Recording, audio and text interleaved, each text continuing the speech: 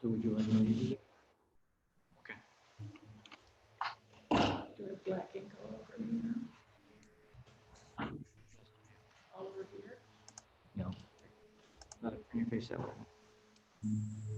Okay. Good. I'll keep The the mask. Here we. All right, everyone, we are officially live on YouTube. You can feel free to start the meeting at any time. Thank you, Becky. Okay, I think we have everybody present, so I'm going to officially call the the May 19th, 2020 meeting of the Henrietta Historical Society to order at 6:30. So the first thing we'd like to do is a roll call of members. So just say you're present if you're here. Joe? Present. Anita? Here. Joe? Here. Michelle?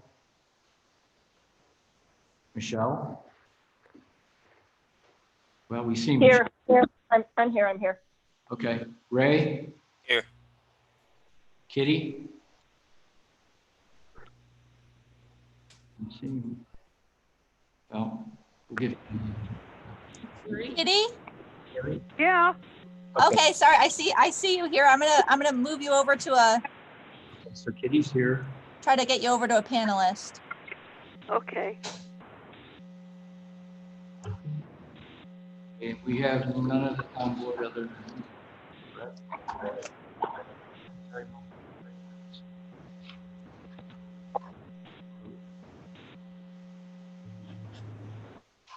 Steve's here. Okay, so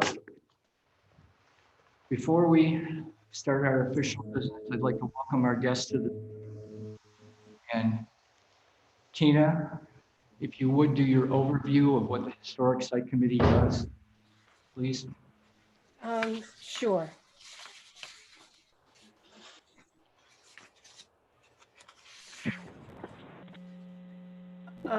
It's the responsibility of the Historic Site Committee to recognize historic properties within the town of Henrietta.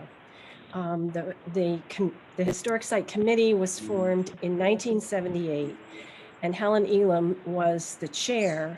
In 1990, she was appointed town historian, and she continued filling both of these positions until she retired in 2010.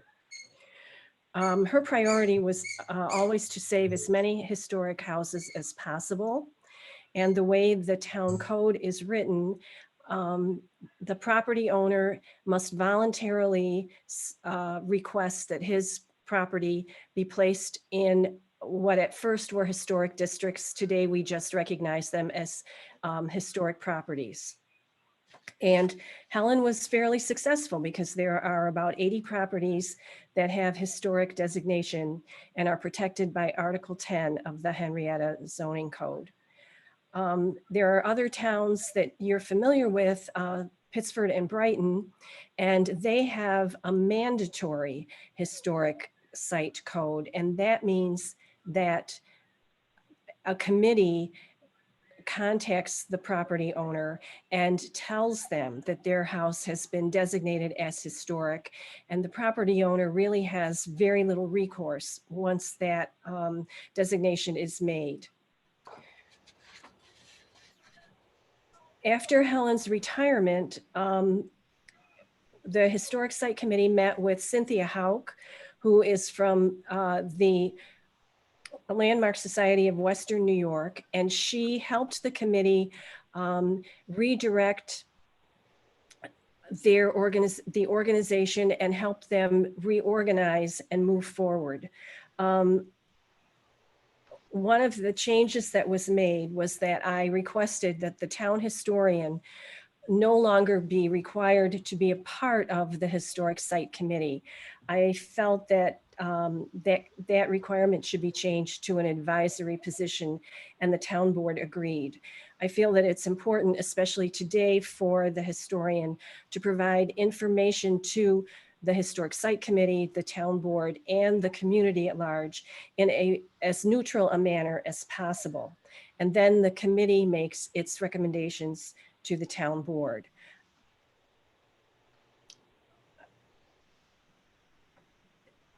And there, that's basically the summary, Gary. Does anyone have any questions? Are there formal criteria in Henrietta for becoming or qualifying to be a historic site? Yes, there are, and those are in the code. Do you want me to read those? I think it might be relevant for some of tonight's business. Sure. So the standards for designation of historic sites are the presence of special historical interest relating to local, state, or national history, the presence of special character or aesthetic interest or value caused by the development pattern of the area or by natural, landscaping, or topographical features of the area, the presence of one or more periods or styles of architecture typical of one or more eras in the history of the town, which gives the area a distinct character. The concentration of indigenous examples of local architecture, which have not been significantly altered from their original design and which have a uniform scale and derive special value from the repetition of scale and form. The presence of one or more distinguished buildings of high architectural quality and historic interest. And that's from the town code.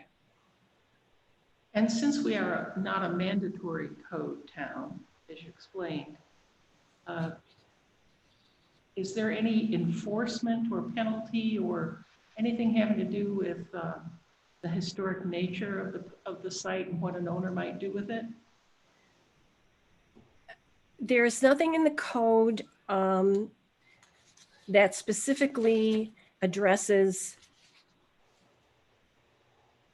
enforcement of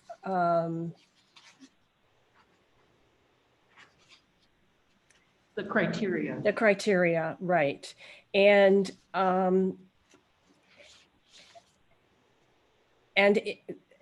typically it is the Department of Building and fire prevention? Thank you very much, Steve. Building and Fire Prevention, which takes care of code enforcement. We changed the name recently, so last year. And it should be noted along with that, that the code has changed over the years since the first Historic Site Committee was created and the first designations were made. So that is our current code. And there is, Gary, Yes, can ma'am. I have you speak closer to your microphone? Of course you may. Thank you, Gary. Do I need to repeat? Why don't you go ahead and repeat? Okay. What I had said was that it needs to be noted that the code for historic preservation has changed over the years since I've been a member, and I was not a member in the beginning when it was first created. And a lot of the historically designated houses in Henrietta were created prior to the current town code. We as a committee have submitted for review to the town attorney an updated version of criteria for houses. At the moment, we're just using the current Article 10 that's in place. So, yeah, I was just going to add that, you know, in terms of the review, there is a section in the code that talks about the Article 10 and what is covered there. So if there are changes to a historic property proposed, then those changes, if they meet the criteria, which is pretty broad, is generally, is it going to have an effect on the overall appearance of the property, especially from the street, then it has to come in front of for an Article 10 review, which first involves the Historic Site Committee making a recommendation as to the proposed changes, and then ultimately it's the town board to act on those recommendations and approve or disapprove approve or reject, excuse me, of the application to make the changes. Thank you. Are these criteria that Tina read and that are in the code and et cetera, are they or kind of criteria, or do they and kind of criteria? I wasn't paying close enough attention as to which. Have you ever encountered, well, it's too So articulate. I suspect there's a combination thereof, Yeah. right? That there's certain things that, you know, determines whether it has, and again, I don't know how closely this matches to the code, but when I think about it, there's essentially two things that make something historic, right? It's some part of it, it's pure age, right? Age, yeah. The second part is, did it play a significant role in the development of the town? And sometimes that's both. You know, and I was just at one of those properties today, West Henrietta Baptist Church, right? I think that's the first church ever in the history of the town, and it's one of our oldest buildings. So it essentially falls in both those categories. But you know, sometimes it's a founder's house, one of the town founders' houses, or maybe an important player in the town's development at some point later, or you know, a historic person such as Antoinette Brown Blackwell Brown. I can never remember the order. I apologize. You got all the names. I got the names. I can never remember. Is it The order. Blackwell Color Brown? comes, Or the Brown color, Blackwell? color comes first. Color Brown first. Okay, Blackwell. Brown Blackwell. Okay. Apologize to ABB members. I should have just said ABB. Then the order doesn't matter. But anyway, you know, so like I said, there's a number of things that I look at, like if I were on the committee deciding, those are things that would come into play. You know, unfortunately, some of these buildings were lost to fire, like Monroe Academy, which was one of the first schools in the area. You know, those types of things to me are extra historical, right? Because they fit in both categories. But as a general rule, I think you know, what's up for a candidate, one of the categories is age related. But, you know, some of the other things that gets into is there are some old structures that have been modified so many times Right, the architectural. that the architecture isn't there anymore. And so then, you know, it gets into, can you look at, well, did a significant person in town history live there? You could potentially consider that. In my opinion, I don't know if that's the right quote unquote legal opinion, but you know, like I said, as I look at it, to me, those are two different things, often interrelated, but like, I don't know. Anyway. Right, the only other thing is unique architecture. Right. That was another key component.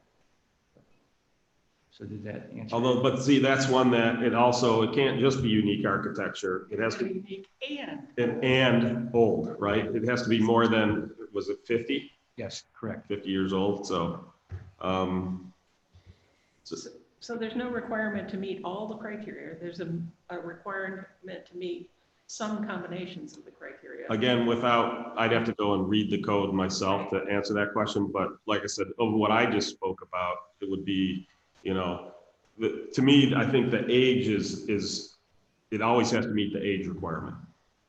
And then you get into, is it historic in, you know, did quote unquote events happen there? Was it a key part of history? Is it a, you know, key architectural element? Was it in a heritage district, you know, a portion of town that was itself historic? Those kinds of things. So to me, it's the age plus at least one of those other things. But again, I'd have to read the code to know exactly how the code states it. I have the code up right at the moment, and there's 5 criteria that's written in the code, and according to this, 2 of the criteria have to be met.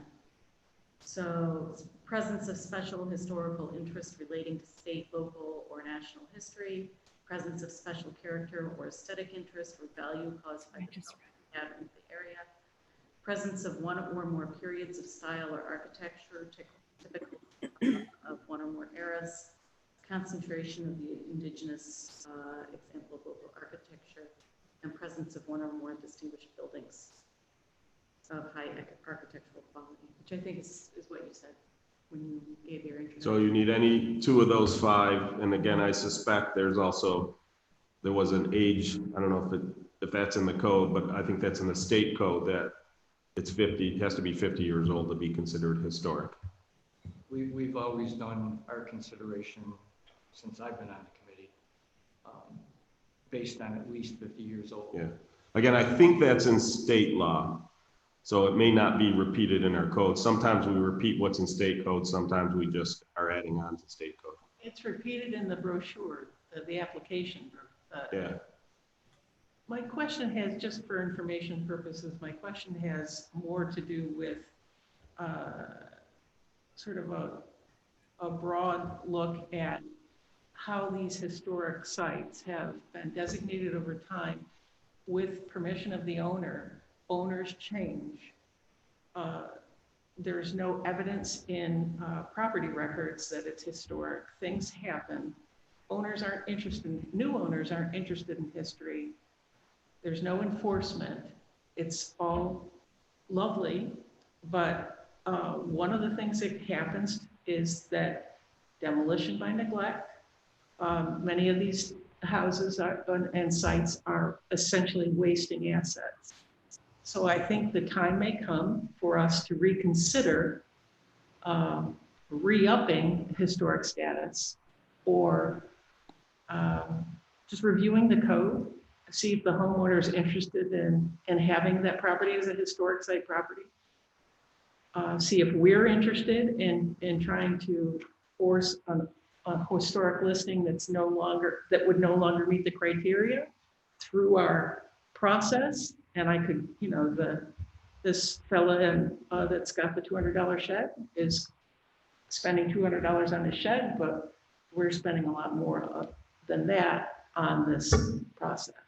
That's actually a point in the upcoming agenda. Right, but my questions are more for Tina, because I wanted her to understand where I was coming from. Thank you. So one of the things I will say is that I've been working with our town attorney on what some of the stuff we can do, because, as we discussed at a previous, I think it was at an Article 10 hearing, I know the board discussed it. I know we've discussed it at historic site committees, was the demolition by neglect. I think it came up during the time when we were removing 2 properties from the historic roll that essentially the historic buildings were gone. So some of what we're looking at, I look at it this way. There are the two most important things to town residents, according to a survey included in, I think it was a 2011 comprehensive plan update, was preserving our heritage and preserving our open space. And the town responded and did some stuff in regards to that. Some of it was already done. So we had we've had the historic site committee and the historic site designation. We put together a farmland protection plan. We implemented that. That went into effect my first year in office. They created a rural residential district, and we did some additional work to strengthen that. But one of the things I look at is essentially we're asking these property owners, whether they're homeowners or business owners, to help us preserve that heritage and that open space. And yet, what do we do for them? Right? Because there's a cost associated to maintaining a historic property. There's a cost associated, in this case, it's more of an opportunity cost to living on large open land, right? If that same 5-acre parcel were in an R115, they could sell it to a developer and put 20 homes on there. In the rural residential, they could put 1 house there. That's it. So we've been looking at some various things that we can do. So a couple of things we're putting in place. There is a real property tax law exemption for any work done on a home property that basically, let's say you do an improvement to your property, that is exempted from your property tax roll, and it lasts for, I believe it's 10 years. It's part of the state. One of the things we had looked at is, could we do some special exemptions. And one of the things with real property tax law, you cannot put them in if they're not in the state law. So the state law has certain things we can take into account, but there is one for historic property. So we are now, right now, working on the plans to put in place the local law so that people can take that exemption for any work they do on their property. I'm even going to see if we can essentially, I don't know if you're allowed to backdate or whatever, so that, you know, anything taken into account for the year that it goes into place. It'll probably be up to whatever's in place on in March. The second thing we're looking at is also there is something that we're exploring under the Internal Revenue Service. There is an ability for businesses to take essentially deductions off, essentially they count as expenses for upkeep of the special incentives, if you will, for upkeep of a historic property. So there's a lot of businesses that today sit in historic properties. And so again, at no cost to the town, we put this thing in place and they can write that off. They could probably do it anyways. It makes it easier, is my understanding of it, for them to essentially take those deductions.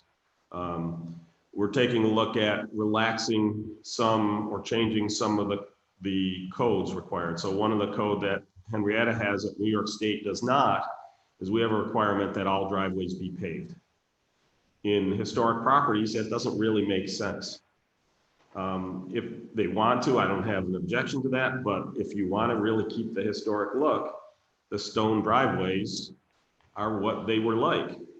And so New York State allows it. They have a code for it. As long as the driveways are built up to New York State code, I'm good with that. I believe that should also be true in rural residential properties, because again, a lot of times these houses sit very far back from the road, and the cost to pave a driveway all the way out to that house is expensive. And oh, by the way, as farmers, they probably drive four-wheel trucks. Okay, now you need to, again, build it up to state code so that an emergency vehicle can get back there without getting stuck, but the New York State code, highway codes cover that. So, so anyway, you know, those are examples of some of the things we're looking at. We're going to be putting we're going to be calling for a public hearing for at this meeting, upcoming meeting, for the next meeting, to do an addition to our Article 10 code. That basically, one of the things that you also get into as I was looking at this is it's a real hassle often for people doing work on historic properties, because those historic properties are almost always much closer to the road than modern codes, right? And again, a perfect example, some of them are ridiculously close. Places like Cartwright's Inn is right at that, tight up at the intersection. So anything they would do would need a variance. Well, so now you've got these historic site owners who first have to come to the town board for an Article 10 approval, then they would have to go to the zoning board to get the zoning variances, or vice versa. It seems to me it makes much more sense, since we're the ones making the determination as to whether that should or shouldn't go, we would essentially be able to effectively grant them their variance. Now, it's not exactly a variance, because basically what the code, the way we're going to write the code is that in that Article 10 hearing for historic properties, we as the town board can set what their setback requirements are. Therefore, they don't need to go to the zoning board of appeal. If we basically approve an Article 10 change, it can immediately go to the building department. Now, if you actually read the Article 10 language as it is today, it implies that. It doesn't outright state it. So I asked our attorney, let's clarify that so it's crystal clear that we have that authority. The town board does have that authority. We don't have the authority to hear appeals or variances like the ZBA, but the point is we have the ability to, for lack of a better way to put it, on the fly set up the rules, as long as the code calls out where we can apply that. We can't be arbitrary about it. And so we're just going to make sure the code is very clear that for historic properties, we do have that ability. So again, the idea is to make it less of a headache for the property owners who are preserving our history or preserving our open space. And hopefully, you know, to get them some economic relief, for lack of a better way to put it, in some of the things that we're doing. So those are in the works. Again, the first one should be coming into, we'll be calling for the public hearing for the June, the town board meeting in June is when we'll have the hearing. The larger stuff will actually be part of, we're doing a supplemental GEIS. It's a supplement to the GEIS we did that was part of the comprehensive land use plan update. If you'll recall, when we were doing that, the update actually started before I took office. It was part of this moratorium on the multifamily housing, and the project kind of grew and it never moved forward. And so when I took office, we switched to meeting, the town board was meeting twice a month and really cranking through the stuff, because we had to get that moratorium lifted, because for over 2 years, nobody had been able to build, modify, apply for a permit, anything having to do with multi-family dwelling. And we were getting to the point where we could get taken to court and we would lose. So there were 2 areas that we punted, if you will. One was the final solar regulations and the other was incentive zoning. So again, that's what we're doing now. And you will be seeing, we'd already be having them right now if we weren't in the middle of a pandemic, but because there has to be a series of public hearings in order for the GEIS to move forward. With the move towards phase 1 of the reopen plan, we're now starting to open back up to having public hearings. They're going to be virtual public hearings. But as the stuff is, you know, as we started to move through this pandemic, it's between that and our experience with the virtual meetings, we feel that we're ready to start holding some of the larger public hearings again. So those are some of the things that are in store that will address some of this stuff. You know, we're taking a look at what other municipalities have done with regards to demolition by neglect. It's not an easy task because, you know, as a property owner, I don't want the government you know, sitting over my shoulder looking at everything I do. But on the same token, we don't want people to be able to get around the rules by just letting the thing go to rot. So it's a tough call, and we're just, you know, looking to see if there are other model laws that we can use to hopefully put something in place to help with that issue. You know, I do know we have a couple historic properties where we have cited the individuals that they need to maintain. Code? They need to maintain, yeah, code enforcement has cited them that they have allowed their, whether it's lack of painting, you know, some deficiencies in their historic properties that they need to remedy under town code. So it gets tough as you start to get into. But those code enforcement actions were taken as just as if they weren't historic also, right? Just not because they were historic. There are a few extra things we have because of historic, but Okay. it's largely, yes, it's largely due to the regular code. But there are a couple of things that we can do extra because it's historic, but not a whole lot. That's one of the things, again, that we would look at, that can we change? So.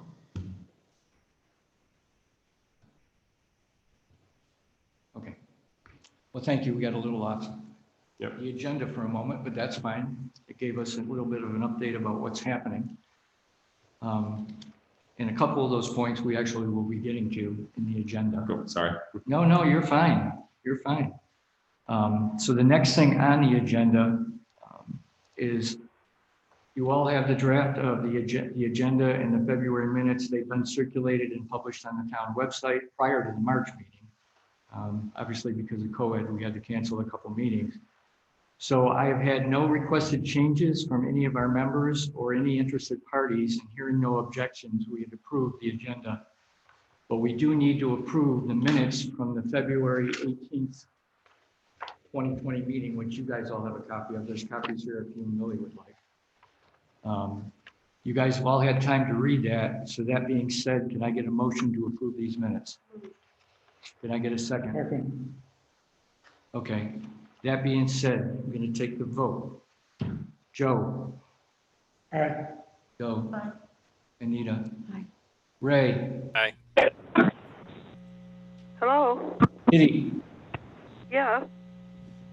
A vote on the February minute meeting. Oh, I agree. Okay, Michelle? Aye. Okay, we have a consensus. The February minutes are approved. The next point of, Hey, Gary, yes, ma'am. just a heads up, the way Kitty came in, she isn't able to unmute herself. I have to unmute her. So if you're looking for feedback from folks, can you just indicate for me to unmute Kitty so she can say something if she wishes to? Okay, I'll say Kitty and wait a minute and then you. can- Okay, yeah, that'd be great. Thanks, Gary. Thank you. So the next thing we have are committee reports. Discussing Tina Thompson's recommendation for an executive committee to be formed, consisting of a chair, the immediate past chair, and secretary of this committee. Tina is on various committees and other boards that have this and has suggested that we do this. Tina, did you want to comment on that? Well, I think that the work of the committee, of the Historic Site Committee, has expanded exponentially, actually, in the last couple of years, especially with the number of Article 10 hearings that have been held. And I think that sometimes the chair of a committee, just to prevent burnout, it's better if they have support of a couple of the officers. So that was the reason for my recommendation. Okay, so that being said, you all have a copy of the updated bylaws in which we have added that into the current bylaws.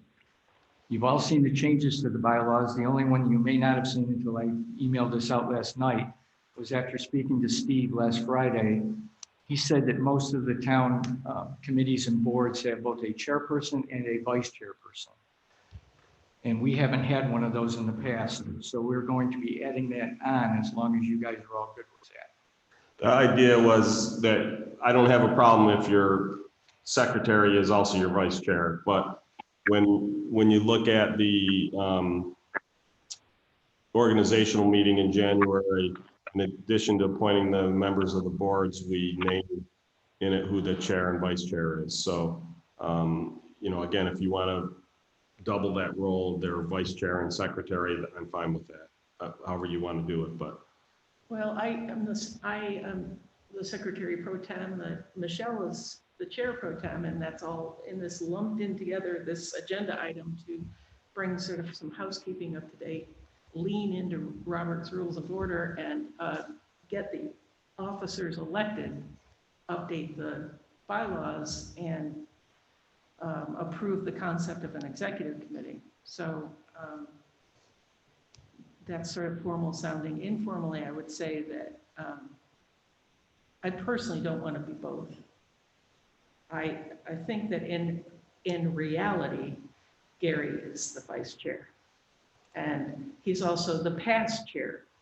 So if we have the somebody other than Gary be the vice chair, then we're going to have 4 people on the executive committee, and we only have how many people on the committee already anyway. So in the interest of trying to make things move along between meetings, I think I think Gary should be the vice chair. And he's also the past chair. So he's still one vote on the executive. Well, thank Can you. I? Up in the, we'll get to that. Go ahead. Someone on the phone? Yeah, it's Michelle. So Gary, if you're willing, I think that that's an excellent idea because you and I pretty much work hand in hand anyways, as you're running the meeting for me tonight. Okay, well, we get to that point here in a minute after we approve the bylaws, then we'll be doing the voting for the different officers, so. I guess my question is that what I'm about to suggest, I think has a potential ramification on the bylaws, and you may or may not want to consider it. But what some organizations do very successfully, the Monroe County Bar Association being a perfect example, when you commit to being chair, you commit to being essentially past chair. And actually they do it at 3 levels. So you're chairman-elect for 1 year, Right. you're chairman the next year, and then you're chairman emeritus the 3rd year. That's sort of how we've been doing it. The past chair works with the new chair up through at least the first year. And that was kind of what we were thinking with this executive board, Right. doing that same thing. So, you could arguably make it that essentially the past chair is always the vice chair, something along those lines. Okay, That's a good idea. okay. That handles it. I agree. Okay, well, we'll put that in as an addendum and. Okay, vice chair. So I'm going to add that as an addendum. So the first thing we are going to do is update the bylaws with the addendum of the past chairman being the vice chairperson for the new year. So that being said, everybody's had a chance to read these bylaws. Do we have any discussion on them other than what Steve was bringing forth? Go ahead. I'm unmuting Kitty in case she has anything to say. No, the phone keeps telling me I'm needed. I'm unneeded. Okay. So, it's breaking up and with my phone, but I'm getting most of it. I hear everybody, and I agree with the bylaws, and I agree with the place on Summer Sky Drive. It should be cleaned up. We're not that far yet, Kitty, but we'll get back to that. Okay. So Joe actually brought up the update bylaws. Any questions? No, they look good. So having no discussion on that, can I get a motion to approve the new bylaws? I make a motion, we approve the bylaws. Can I get a second? I'll second that. Okay. So we have a motion to approve. Can I get a vote? Joe? Aye. Joe? Aye. Anita? Aye. Ray? Michelle? Aye. Kitty? Aye. An aye for me too. The updated bylaws are approved. So the next point we have is the election of officers. Michelle has volunteered to remain chairperson for the year 2020. You'll note in the bylaws that the officers run from January to January, just the way the town officers do. So that being said, do we have any discussion on that with Michelle being the current chairperson? Okay, hearing no discussion on that, can I get a motion to approve it? Move it. Okay, can I get a second? Second. Okay. So we're going to take a vote on the chairperson. Joe. Aye. Aye. Aye. Ray. Aye. Michelle. Aye. Kitty. Gary, Yes, ma'am. can I make a suggestion? Of course, ma'am. Whoever's doing the, that they put it up to say that they agree with it, can they say their names? Because being on the phone, I don't know who's who. This is Kitty. Aye. Thank you, Kitty. Okay. I just have to say the word. So Anita said aye, Joe said aye, Joe said aye, Gary is aye, Ray is aye, Michelle is aye, and Kate is aye. Thank you. Okay.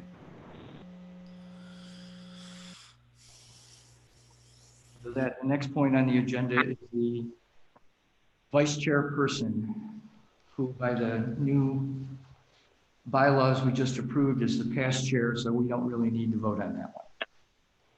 So the next position is Doe, volunteered at the beginning of the year to be the secretary for the year 2020, which I'm thinking she's wondering a little bit about now, but any discussion? Doe, are you still good with that? Yeah, I'm fine if everybody else is. Okay, so can I get a motion to approve Doe being the secretary for the year 2020? Motion that they keep Doe as secretary. Can I get a second? I second it. Okay, so we're going to take a vote. Joe, Aye. Doe, Doe? Yes. Anita, Yes.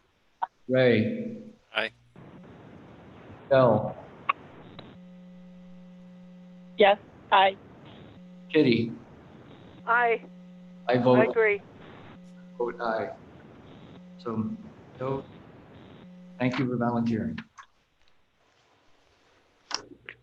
Okay, the next point on the agenda is basically just an update from me. 284 Brooks Road designation, which was applied for historic designation a year ago at a public hearing on the proposed historic site. This property was done by the town board April 10th, 2019, in which Margaret Terneski, and I apologize if I'm not pronouncing it correct, 258 Lehigh Station Road, voiced questions. So Supervisor Schultz suggested at that meeting we meet with Margaret and resolve her questions. Margaret attended our May 14, 2020 meeting where we answered her questions and Tina explained the reasoning behind this historic designation. I spoke to Supervisor Schultz last week.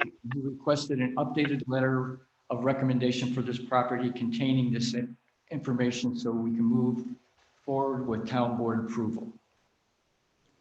So the next thing that's actually on the agenda was for Lisa, but maybe Steve has already answered part of this, was the outreach and aid to historic site properties. I believe you've already answered a lot of that. The other question we had at that, when we came up with this, was we had discussed sending letters out to all of the current historic property owners, discussing a little bit about this particular subject. You just spoke quite a bit about it. So Lisa was going to approach you to see how you wanted to handle that. And may I add that this is as a result of the meeting that you and Michelle and Tina and I had before I was on this committee, where you had said that you wanted all the property site owners to get together and find out their feelings on all of these subjects that we're addressing.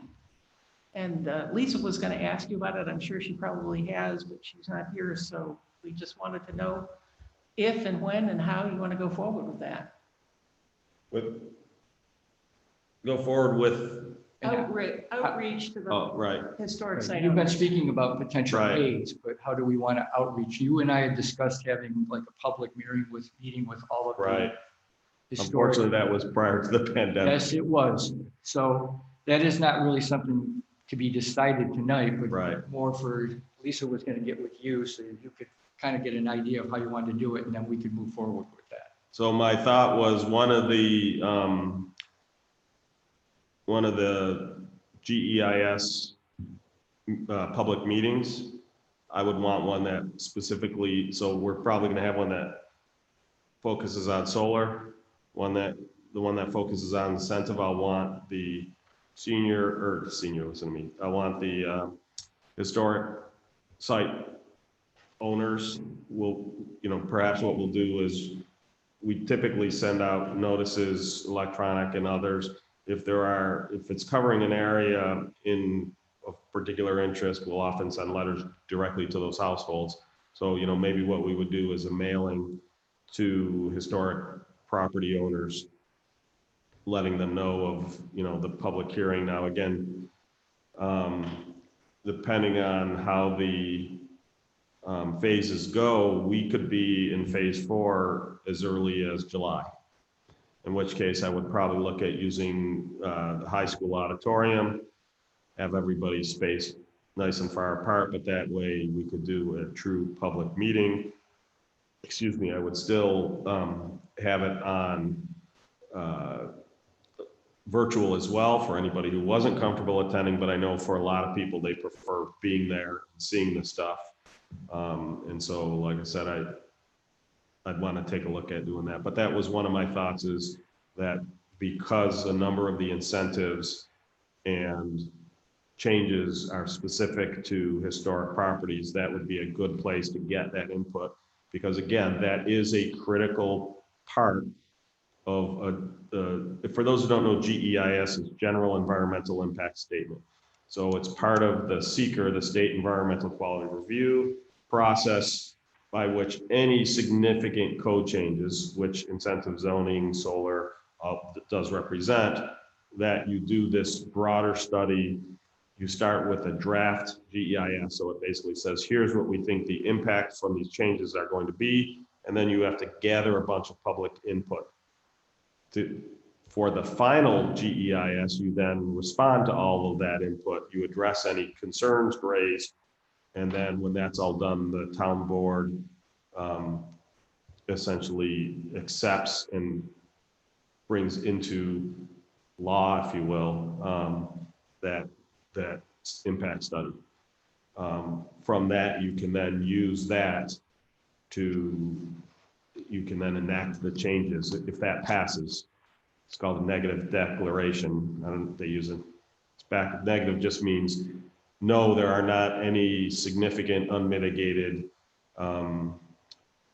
issues related to this, impacts, unmitigated negative impacts from this proposed change. Then you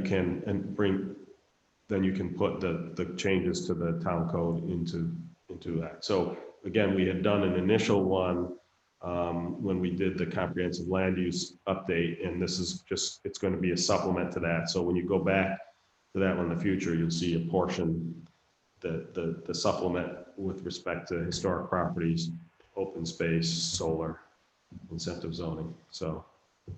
Okay, so then we basically just got to wait until we get to a higher phase in this pandemic before we can do much with it. If we find that we're having a bunch of setbacks, then we would look at doing an all virtual one. But I mean, part of it is, so we're meeting weekly there's a small group of us meeting weekly to move the stuff forward. So it's to the point where we can start to bring it out to the town board, to the historic board, to the conservation board for the stuff that involves the conservation related things. So it's still at least 2 to 3 weeks away. So the point is, by the time we're done and ready to call the public hearing, the next meeting will probably be in July. Okay. There's no way we're gonna, put it this way, it's not gonna be ready to call for a public hearing at next Wednesday's meeting for the June meeting.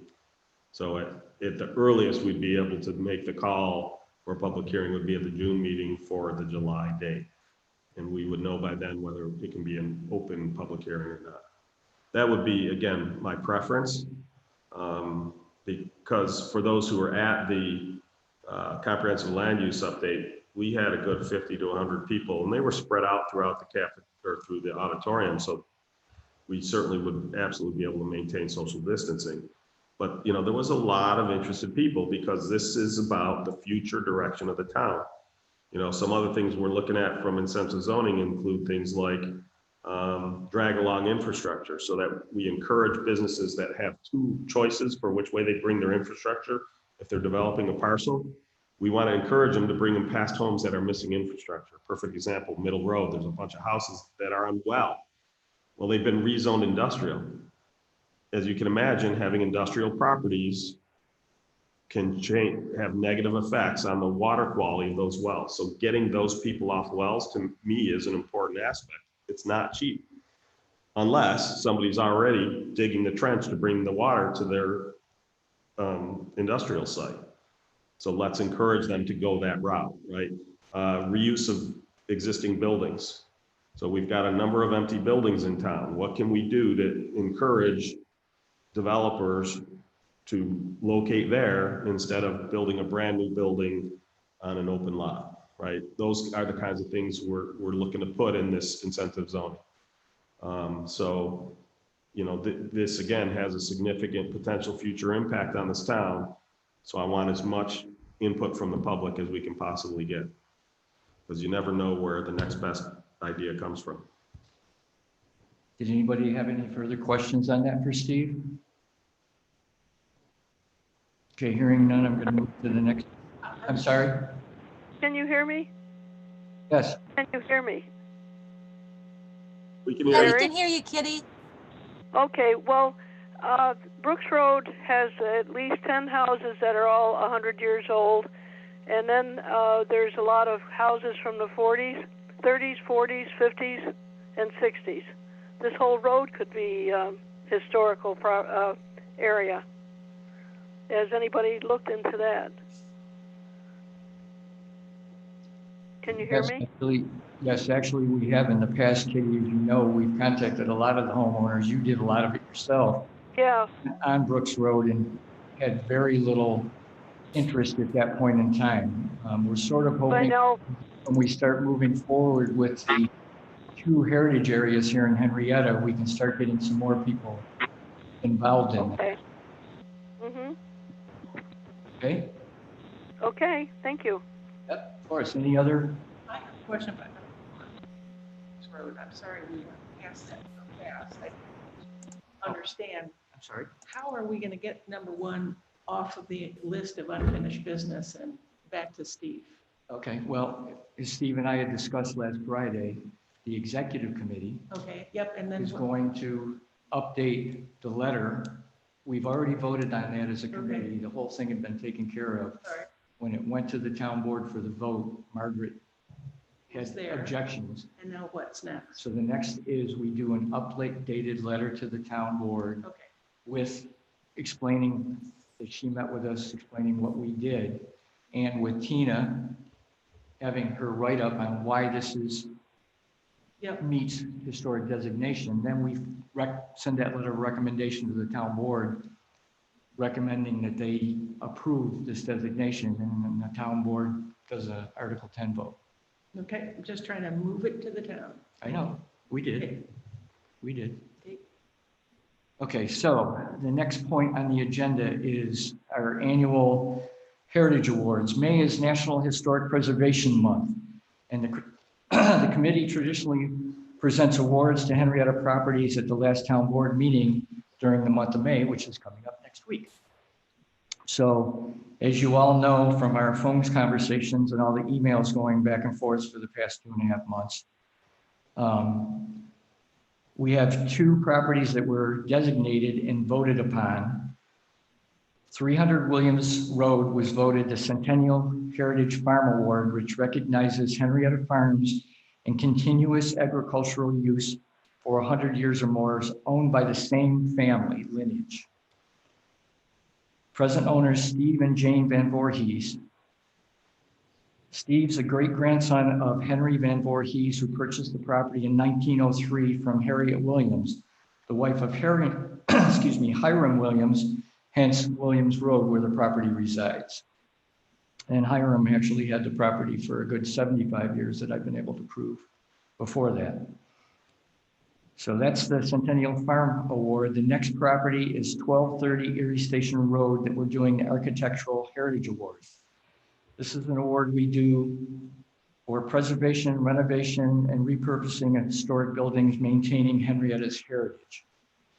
This house circa 1835, and the property was the farm of Hiram Sherman, an early settler of Henrietta. He purchased it from Alva Benedict, January 13th, 1837. He was the grandfather of Emma Sherman, for whom Sherman School is named. The present owners are Don and Lucille Toby. Becky is coordinating what's happening with the town board meeting next week. I've personally spoken to each of the owners. They're excited. I wish we could do this in person like we have in the past, but we can't. So that being said, the next point on the agenda is any questions? Yes, ma'am. Gary, I just wanted to thank you so very much for all that hard work. I know it takes a lot of time to get that all together. Thank you. So the next point on the agenda is historic heritage areas, which you know we've been working on for a while. And Anita had volunteered to start working on the inventory for the West Henrietta Hamlet area. Her and I were discussing it earlier, going over some of what we need to do with that so that we can move forward. And she's looking for volunteers. So anybody from the committee that thinks they would like to help out with this, please approach Tina, and we would take volunteers from Henrietta residents also. Tina or Anita? I'm sorry, Anita, did I say Tina? That's okay. You can contact Tina also because she will get with Anita. I apologize. So we're working on the West Henrietta We're working on the West Hamlet inventory first, Okay. okay? And the next part we're going to be doing is the East Hamlet Heritage Area, which I would like a volunteer to be. Gary, can I ask a quick question? It's Michelle. I can't hear her. Yes. Can you explain what doing an inventory means? Because I didn't realize you didn't have to get out of your car. Okay, well, if we weren't in the pandemic, we would be asking you actually to get out of the car. I have put materials together on how to, and Anita and I were going over those tonight, but basically an inventory, we're going to start the inventory with our presently historically designated sites so we can get an update of what's going on with these sites. In the West Henrietta area, I've given Anita my notebook on the survey that was done in the 80s by the Landmark Society of that area. We presently have, was it 13 present? 14. 14 currently historically designated sites in the West Hamlet area that when Helen created these districts, they're under 3 different district names. We have since removed district names from all of our historic sites, and we're coming up with a new method of doing this. But in the West Henrietta Hamlet area, these are all contiguous to each other based on the parameters that the state requires for a heritage area, i.e. you can have contributing and non-contributing properties touching each other, but as long as the general feel for that area is what you're trying to achieve, they're good with it. So what that means at this point in time is the current inventory sheet we've been using when we do new houses. You take one of these sheets, you go out, you look at the house, you write down the particulars that are on it, and if you'd like, I can have Anita do a little rundown on one of the sheets. You take pictures of the house. If you're up to it, you can go up and knock on the door and explain that you're from the Historic Site Committee. We've done this in the past, and explain to the current person living there that they are historic district or historic site. Some of them don't realize it, and what that means. And then just try to get some information on the property so that we can do an update. We will be doing another photo survey of all our current houses. The last one, Tina, Becky, and I did 2016. We went around, took pictures of every single house that was currently a historic site. So that being said, we'll utilize that to get all of our current ones in those 2 Hamlet districts up, and then we will start looking at the other ones that are potentially eligible to become a historic site if the property owners would like to do so. And that's going to be part of one of the things that we're going to talk with when Steve does the outreaches to the historic sites. We're hoping to have some more of that in place. And actually, I've spoken to the state, and they're willing to have one of their people here to explain the tax benefits of being a designated site in a heritage area. And one of the requirements to be a heritage area is that we can have the inventory done. Correct. And maintained. Right. So it's going to be an ongoing effort by the committee member, by all the committee members. So did that answer your question, Michelle? It did, but Steve, can I make a request? Sure. Is there a possibility of us getting some lanyards that say that we're the Henrietta Historic Site Committee? Sure. Do you want them to also get access to this building? No, I don't want that responsibility. I just want, when I walk up to a door, I want people to know that who I am. I can show them a badge. We need to have some official Sure. identification before we go on somebody's property. I used to Knock on carry, their door. hold up the notebook there for a That's minute. fine. I used to carry that around. Yep, so. In fact, at the last survey I did taking pictures, I got home and was going through my paperwork, and there was a knock on my front door. And when I went to the front door, there was a Monroe County Sheriff standing around the corner of my garage looking at me with his hand on his gun belt. And I looked at him and I said, "Can I help you?" And he said, "Is that your car?" And I said, "No, it's my wife's." And we went through the whole thing. And he said, "Can I ask you why you were taking the pictures of this particular address?" And so I pulled out this notebook and showed him, and he's like, he starts laughing and he says, "Okay, fine." So apparently somebody who had seen me taking pictures must have called the Monroe County Sheriffs, and they came to visit me. So yes, having this would be a good thing. When we did the survey with Becky, we actually drove a town vehicle. We can get you those. It does help because like I had the same thing when I was taking pictures for the state of the town address.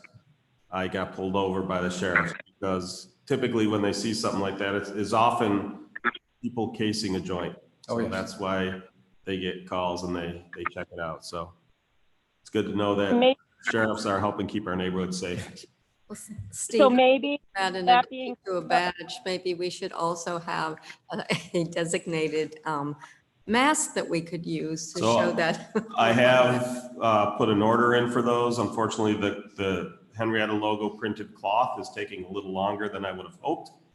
But I am getting a whole bunch of those made up. Oh, great, okay. and So- perhaps if we could have like something like a sticky note or something that says that we were there and we took pictures, so that if a neighbor tells them that they're then not going to be like, who the heck was it? That's a good idea. Did you get that?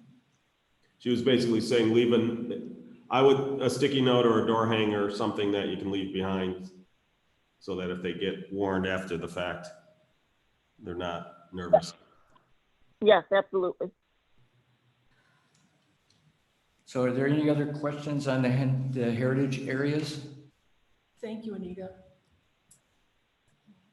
Thank you. And I am in the Yeah, process yeah. of putting together, I've called it training for lack of a better term, but basically some of the requirements that New York State has, some of their forms and the things. And I sent the one template to Doe that I use when I'm researching historic houses that has a lot of links on it. Steve actually helped me a little with that last Friday. Well, there's one that's So- downloadable on the website, which is the SHPO one, which is very Right. similar. Right. So, Anita was going to say something. Right. I'm sorry. Gary, there's an additional 26 possible houses within that. Yes, that is hamlet, correct. So, The goal at the moment is to get the 14 that we currently have designated, which includes the Henrietta Baptist Church, which actually was the very first designated historic site in the town of Henrietta, together, and using the boundaries that we voted on a few months ago, create an actual locally designated heritage area for the West Hamlet. So that being said, when we get the boundaries in place, those boundaries encompass those other 26 houses that are potentially eligible by date, architecture, people who have lived there that are important to the town. We'll have to approach the homeowners when we have some history done on those houses and say, hey, this is what we're doing. If you'd like to join us doing this, and then we're going to move forward with a New York State designation, which will allow you certain tax credits. Doe knows a lot more about those than I do, but there's federal and state tax credits for businesses and residents within heritage areas. And then from there, we're moving to the East Hamlet, and the same thing will take place. The current houses that are there will be inventoried. The houses that are eligible will be inventoried. We'll create all of our documentation, and then we'll present to the town board and say, this is what we would like to do.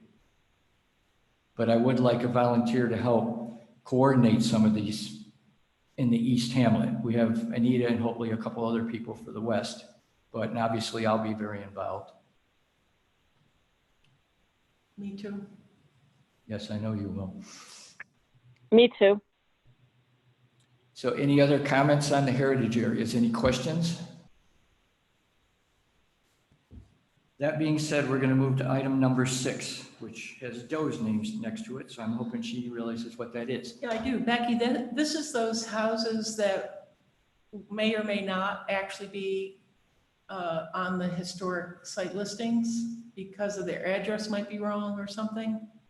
And I had volunteered in January to go visit those people, and I didn't do it between January and February. And now I haven't done it because of the pandemic.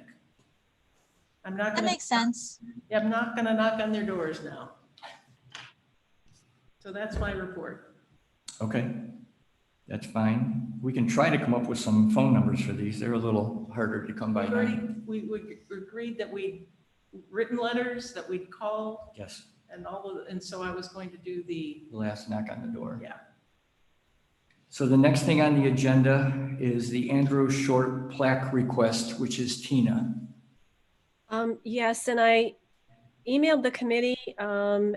Unfortunately, the house is eligible for a historic marker, which is a marker on a pole from the Pomeroy Foundation. And the property owner does not want a marker on the pole. So we are not going forward with that at this time. The property owner being Mark IV. Correct. Okay. So Steve, can I ask you a question on that? Down to new business, I'm skipping ahead a little bit, but it's kind of related.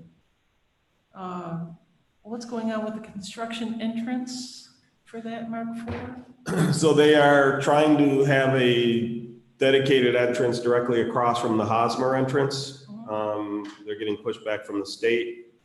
I wrote a letter to the state explaining why the town was not interested in having them come in through the historic property or through their current entrance. The problem with the current entrance being there's a lot of kids who play around there, and I wouldn't want construction vehicles to be constantly driving past where those kids play. So it's ultimately up to the state since it's a state road.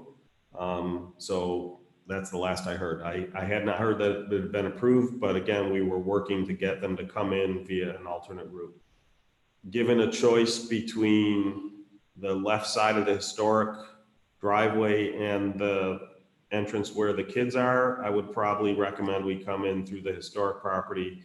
They would then be required to fully restore it to its current state when all done. But, you know, just again, from a safety standpoint, I really would not want to see those construction vehicles going past where kids play.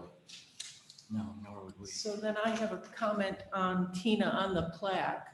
You know, we have a couple of other historic plaques or, you know, posts and poles in the town that acknowledge something that is no longer there.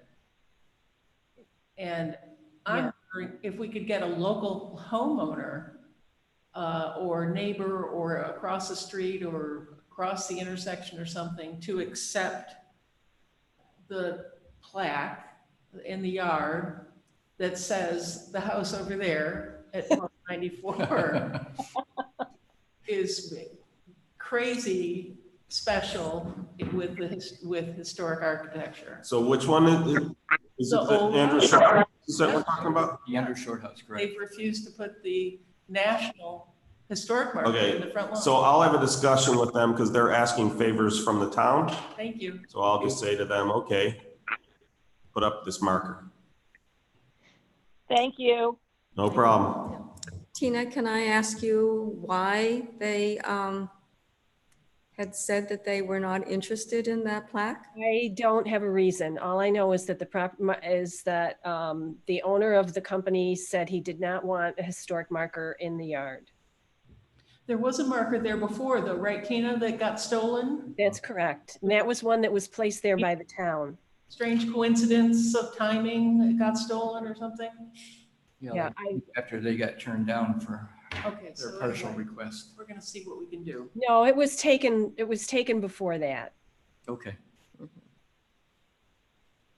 So the next point on the agenda is Good Shepherd Church and 3306 East Henrietta Road. And since Steve is here, him and I discussed it, I was going to talk, but you're here. Could you just give us an update of what's happening with that?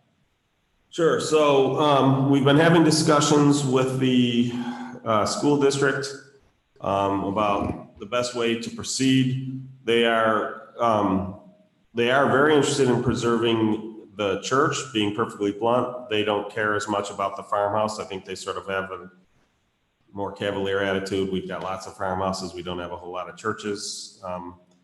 That's my characterization of it. It might not be fair. But the point being, in talking with representatives, and I've primarily been working with Andrew Whitmore, but also with Bo Wright as well. Andy said, well, you know, our issue is we have, not only do they not have use for the house, excuse me, they can't legally use the house. They have to follow a stricter set of building codes than I'll call it the average person.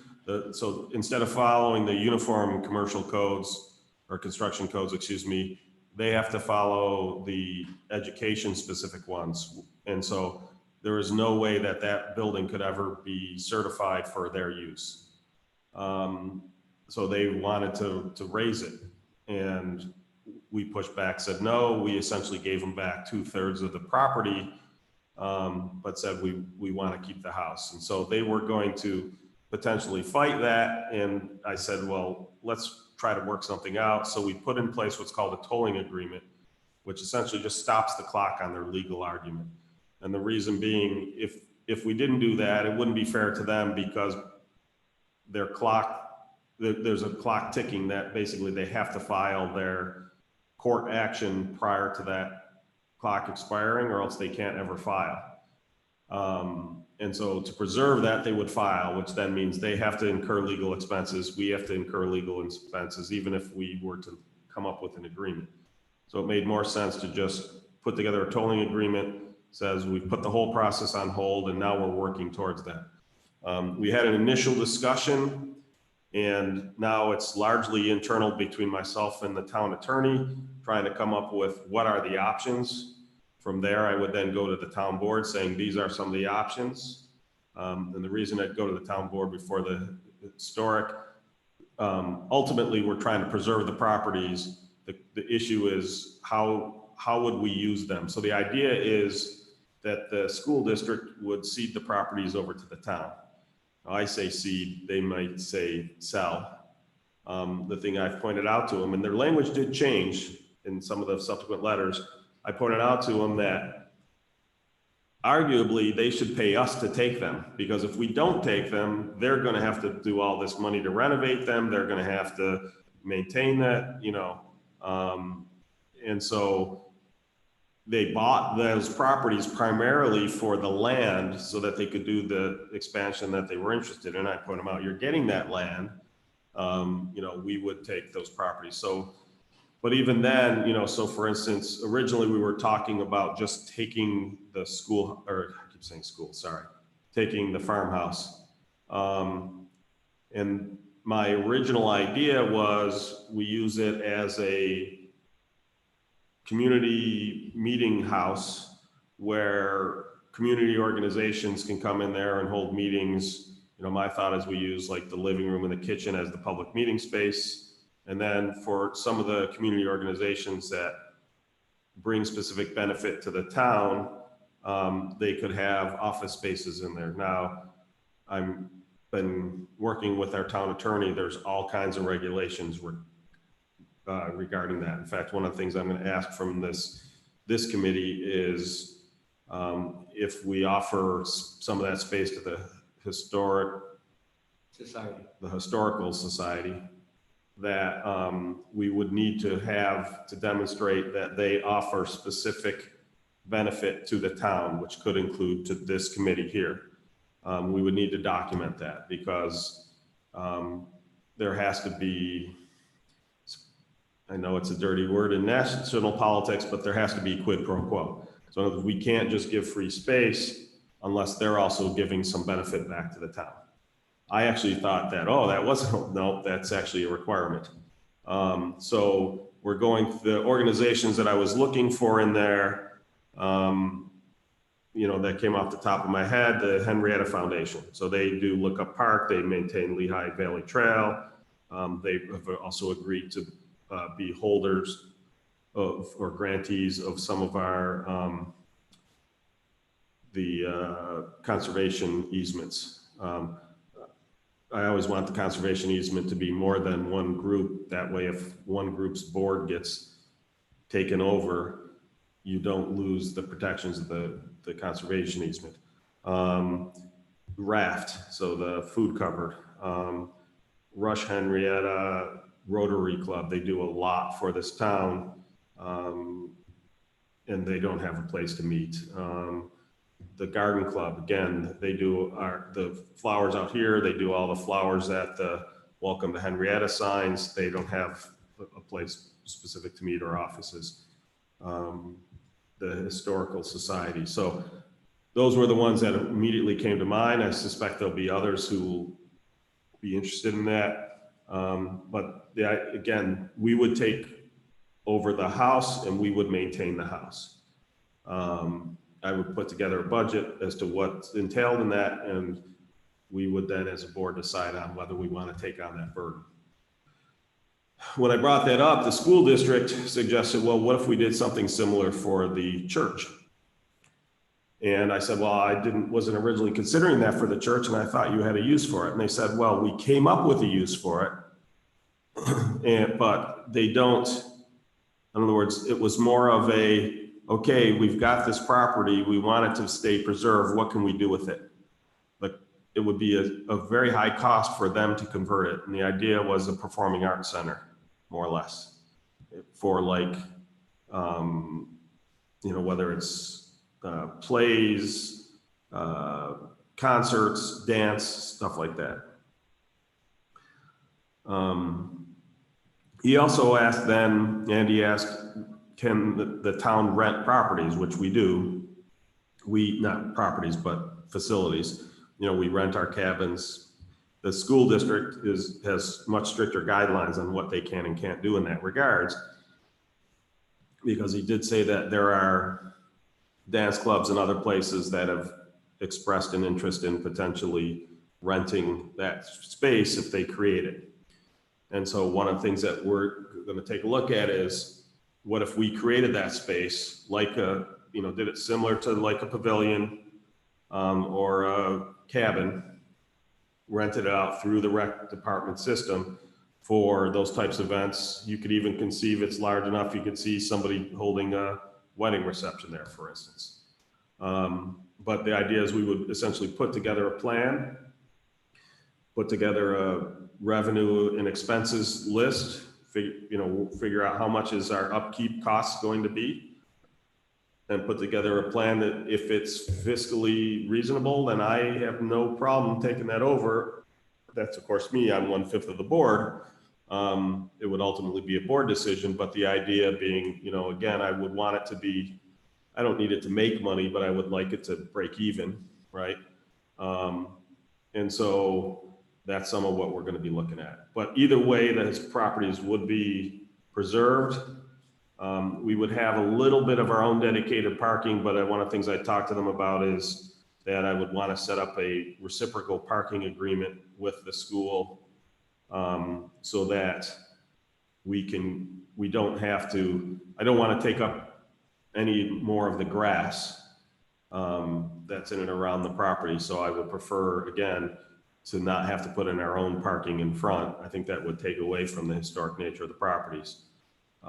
They seemed amenable to it. You know, it would require us to coordinate scheduling a little bit, so that we didn't schedule something with high attendance at the church at the same time they had something high attendance either at the school, the Good Shepherd School, or it's going to be an outlet for the athletic fields. So, but like I said, I think in looking at it that we can get, assuming that the budget works, that we can get to where the town would then take ownership of the historic properties, and it would be our responsibility to maintain. Under the tolling agreement, they are fully maintaining the church today. They are in there weekly checking it, that type of stuff. They are not doing a whole lot for the farmhouse. I've asked them if they could just do a perimeter check. And if it's a small maintenance issue, if they can fix it so that it doesn't deteriorate. We agreed that for large ones, they would come to the town and we would figure out what to do. So let's say a tree fell and damaged the roof. Not my tree. Well, I'm just using this example. I don't even know if there's trees around the thing. Apparently there are. It's a big, beautiful. Big. I don't get on that section of road very often, so. We may have to change that. Well, and when I did, I used to pull into that first parking lot into the church. I never used to see the farmhouse because it was on the far side, so. So anyway, like I said, that's some of what we're looking at. Have both parties signed the tolling agreement? Both boards have signed the tolling agreement, so it is in place. So there will be no legal costs right now, and we're working towards it. Again, we just had the one initial meeting, and right now it's on us figuring out what are our options, so I can bring options to the board and say, here's what we're looking at. What path do you guys want to go? And then, you know, obviously when we get, if we decide to take this on, and then we're going to have to figure out what do we do with the church. Well, actually for both structures, because the farmhouse currently does not have a functioning furnace. And so my goal is to get this in place before the fall. So if we take it over, we could then replace the furnace, get the thing up and running. But one of the things, you know, looking at it is, I would want to put out a call for volunteers to help restore that property. So like, I haven't been inside it, but having been inside other historic properties, I know, for instance, my cousin owned a house up near the Seneca Park Zoo, gorgeous gumwood interior trim that someone horrifically painted over. And so they went through the long, arduous task of removing that paint and restoring the old gumwood. So again, if there was stuff like that, I would love to do that for this house, and restore it to, you know, if we're going to take it, let's restore it to I'll call it a healthier look. Same thing with the church. We would want to take a look at what's inside, and I would want to bring in both the Historic Site Committee and the Historical Society folks to say, okay, what do we want to do with this, right? How do we want to lay this out, especially the church, for events and that type of stuff that preserves as much of the look of the church as possible. We, you know, have to take a look at, you get into a funny separation of church and state. You don't want religious iconography all over the place, but also some of it is the history of the building, right? I don't want to take it away just because it's iconography. So for instance, a classic example of that is I would never remove stained glass windows, even if they had religious aspects to them. But if there was a large crucifix on the wall, for instance, I would take the crucifix down, potentially. Now, again, some of that gets into, unless that crucifix itself was super historical and some famous artist, and, you know, you get into it gets shades of gray, right? So, Always put signage up that explains it. oh, exactly. I agree. I'm just saying, my point being, if that cross has been there since 2003, I don't see a reason to keep it up, right? If that cross has been there since 1818, it's staying up. I don't know that the building's that old, but the town is. It's not. Early 1900s, but Early 1900s, okay. Well, that'd be impressive if they built the church around an ancient crucifix. well, they've had Hey, old hey. crucifix moved into newer Right, churches. that's true. Good point. So Hey, guys, Michelle has a question. So Steve, I have my heating and cooling guy has volunteered to put a furnace in that house for us. Okay. He's got extras that he took out of houses that were like too big or whatever, or too small. and he's willing to go over, with, of course, the approval of everybody, which now would be the school board, to make sure that that house stays preserved for us.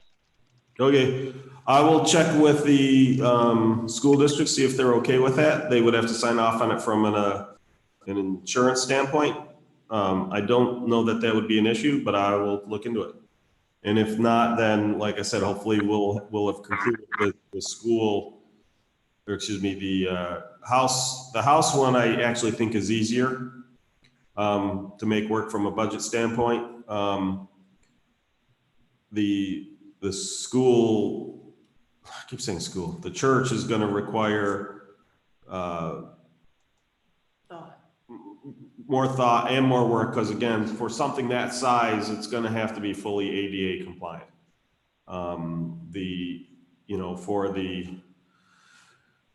For the farmhouse, I would want to build a ramp up into the structure itself, but for instance, you're not going to put in an ADA compliant bathroom.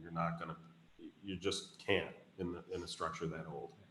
So the costs to get the church usable are going to be higher, and I want to make sure, that, okay, as we put together our projected revenues, can it be repaid in a reasonable amount of time, the upfront cost to do that. Now, one of the other things we could take a look at too is, do we do a GoFundMe type community effort to go raise the funds to do those changes? But, again, that one's a lot more work than the farmhouse is pretty straightforward. So it might be the case where we do them in two separate agreements, where we get the farmhouse done and transferred, and that way we can start working on it. Because one of the problems we have is legally our town, we can't work on someone else's private property. So the town staff can't be doing work on the farmhouse while it belongs to the school. That being said, I've been approached, and I know you and I talked about, by various people, including some school teachers, who have all expressed an interest to volunteer helping however they may, to keep this a historic site and keep it from being demolished. But now that you're starting to move forward with this, I think we can probably get some volunteers. And I didn't know, I was going to discuss with you, I didn't know the parameters on doing donations for a specific thing like this, because of the town being not-for-profit and all the other things, how we would set that up. And I'm sure that's something that could be worked out with GoFundMe or something along that. I need to work that with our attorney, what we would probably have to do. So, especially as a taxing authority, we are not allowed to take donations directly. Right. It starts to get into illegal taxation. We can take some donations, we can't solicit donations. Right. So for instance, that's why they have a Friends of the Library organization. So I think what we would do is we would create a Friends of Good Shepherd, or whatever we want to call it. Well, the Henrietta Historical Society had expressed an interest in seeing right. So if they are an organization that can take those donations, right, and that would be a perfect example. And that would also, oh, by the way, then help us with why you have offices within it. Because again, it's strange, but I was actually surprised by that is a part of the requirement for us to offer you that space. So that might be a great way to handle it. Well, I want to thank you for your continuing effort on it. Go ahead, Michelle. So on the same vein of him donating the furnace for the burger house, he also said that he would go in and check out all the systems in the church. So if you want to bring that up to them as well. My other concern is, do we have, and you might have said this and I might have missed it, but do we have power to both of those buildings? So there's some pumps are running? There's definitely power in the church. I don't know that there is power in the farmhouse. I'm not saying there's not power. I just don't remember if I asked that question. I know I asked about the heat. I don't remember if I asked about the power. I can look into that. I know there was power on the homestead when we were there, because the sump pump ran while I was in the basement, but whether Okay. it's been turned off since then, If it was already on, I don't see why they would turn it off. nor do I, but I will Well, ask that they keep it on. Thank you. And is there, I mean, I think that we should be able to put a call out to the public, the town people, asking for skilled workers. And if they're willing to come and donate their time, I'd be willing to bet there's a lot of people who would step up. as do I. Would that be something, Steve, we would do before we were actually No. owners of the property? No, Would we- yeah, I mean, not unless the school district was willing to participate. But again, I think what would make sense is, that we take a look at what we're gonna set up from an organization standpoint, how we're gonna handle the donations, and we take a look at, Okay. because we could essentially, if you guys want to establish a fund for you guys, for those who can't see me, I was looking over at gentleman from the Historical Society, that if we basically,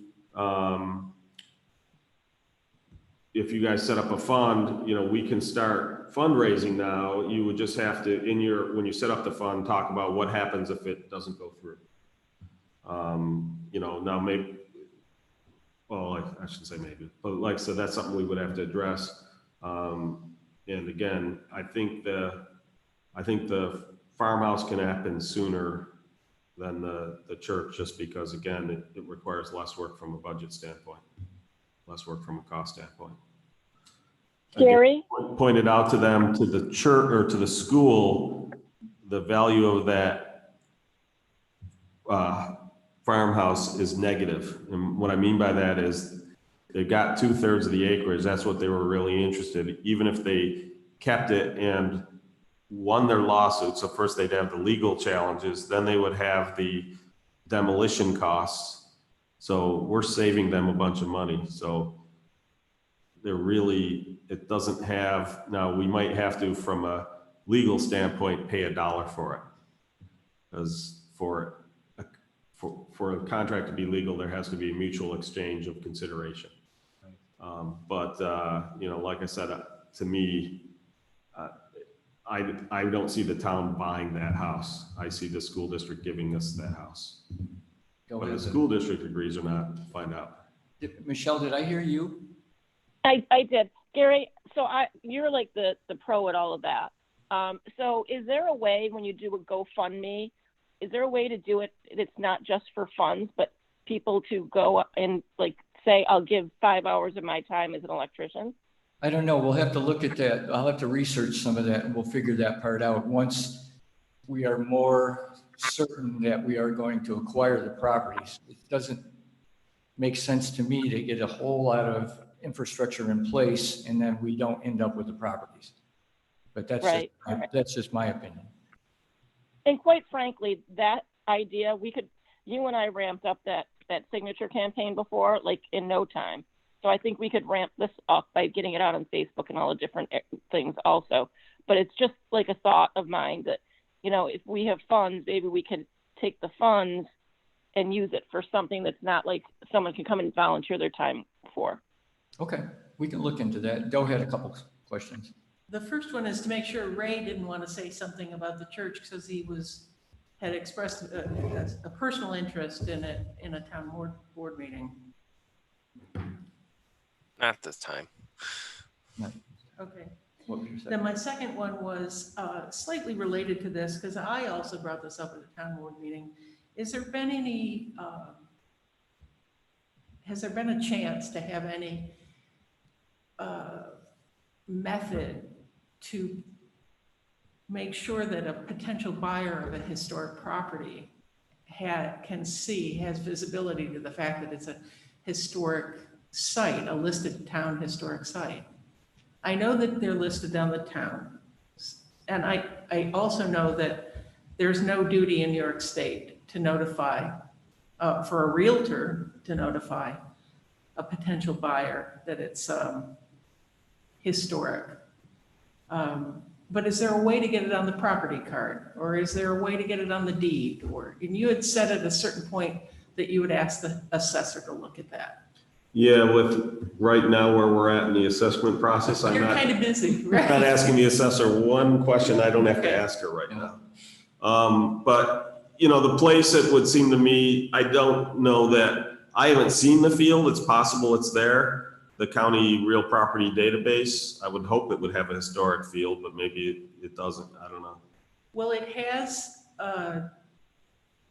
carefully defined fields for the type of structure that it is. And there are old style is one of the ones that is frequently used for historic sites. But unfortunately, the portal is, or the county portal is also full of some inaccuracies on a lot of things, especially like on the dates that things were built. So just trying to see if there may be a county way to do it with deeds. Yeah, again, once we're through this process, that's something I can bring up with the assessor, but I'm gonna keep bringing it up. that's fine. Thank you. In the, interestingly enough, when I was looking up stuff for Anita today, I found some of my minutes from 2004, where the committee sent letters to all of the realtors within the town of Henrietta with the entire list of, at that time, designated properties and, you know, little explanations of what they were and why they were designated, which unfortunately I don't think had a large impact, but that is something we had tried to do. And in this case of this, you know, this, that wouldn't have prevailed, that wouldn't have had any effect. No. Because it was a private sale. And, Right. but deeds still have to be filed. So, you know, one of the things I think you will see is if there are tax breaks, exemptions, and other benefits, Yeah. then the realtors will know about it and bring it up because they'll try to use it as a plus when they're selling the property. You know, the problem is today it's largely a headache. That's the way a lot of people look at it. And so they probably don't mention it for that reason. The house immediately next door to me was sold to somebody who was flipping it. And he was very disappointed to learn that it was a historic site and it cost him extra money to, because his choice of siding had to change so that it met with the historic property. And there are some states and local governments across the country that have had, that there's some precedent, some litigation precedent for failure to do the kind of due diligence that reveals that, because there is a fiduciary responsibility to do that kind of due diligence, but also there's a financial, there's impact. If buying a house is going to cost you money that you don't know about. Right. Yeah, unfortunately, in real estate, the realtor has a fiduciary responsibility to the seller, not the buyer.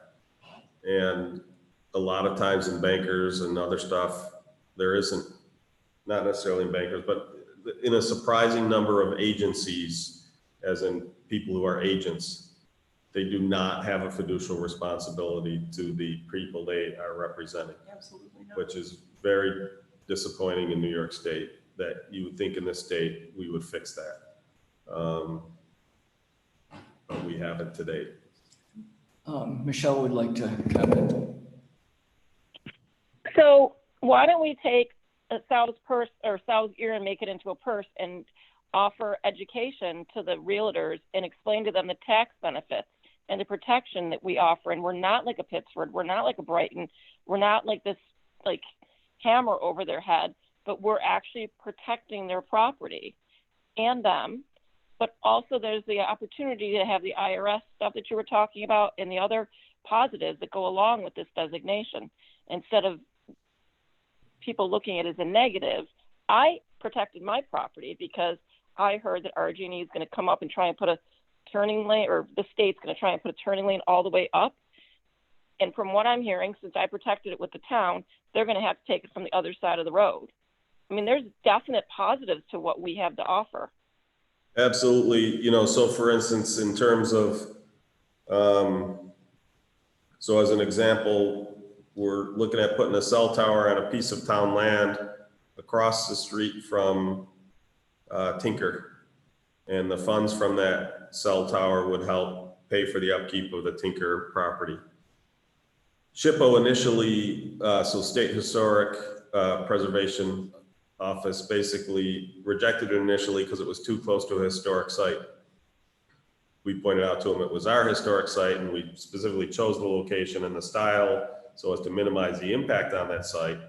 But the point being, when the stuff goes up for reviews, the state does pay attention to that and gives the homeowner power, for lack of a better way to put it, that a normal homeowner does not enjoy.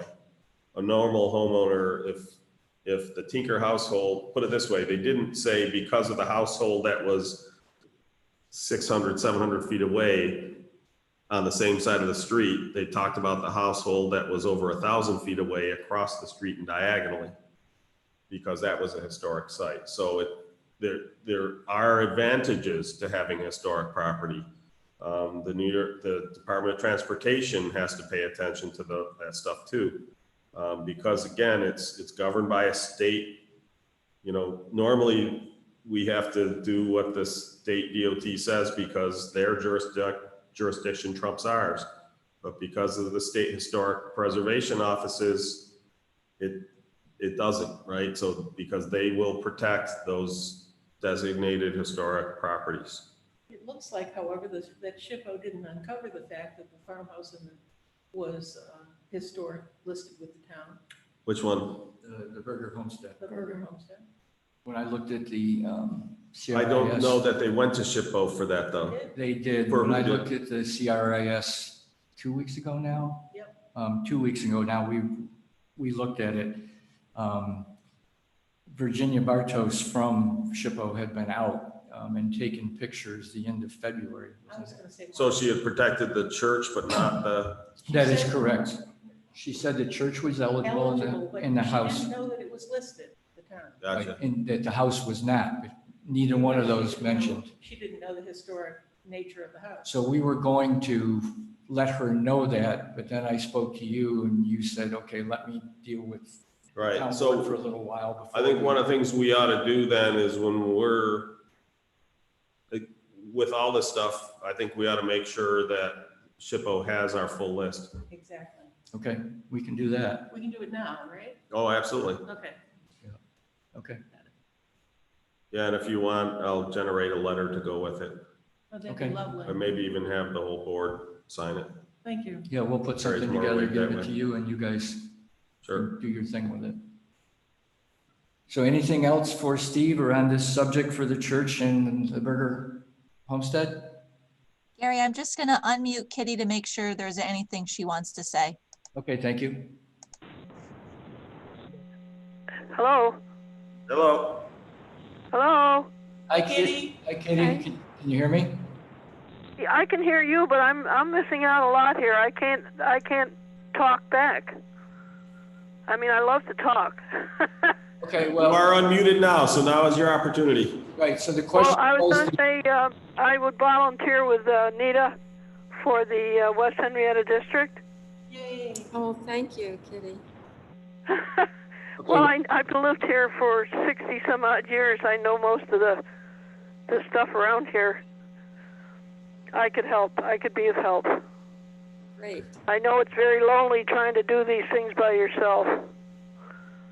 I appreciate that. Thank you. Okay. You've got my number, right? I do. Okay. I'll see you then. I just had a note from Becky. Yeah. On the ID badges. Well, oh yeah, I wanted to say something about that too. Okay, I go- have a badge. We missed that. She has a badge. Oh, okay. Is that one of the Yeah, old it's we had? no, it's a nice one. I put it on a lanyard and I wear it around when I stop someplace. Oh, okay. Yeah, it seems to work.